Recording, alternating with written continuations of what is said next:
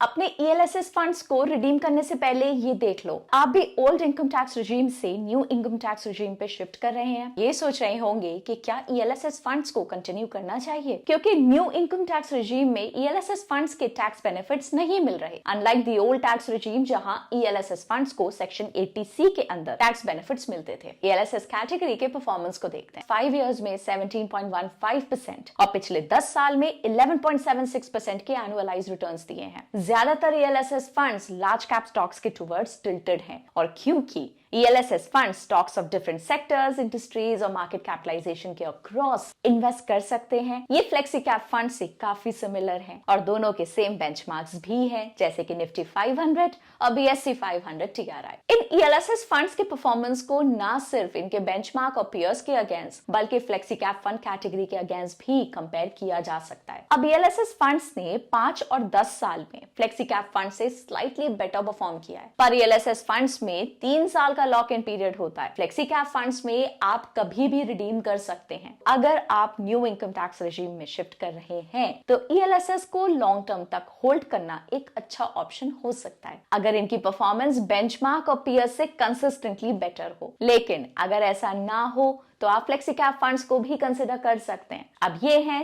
3 top performing ELSS funds over 10 years.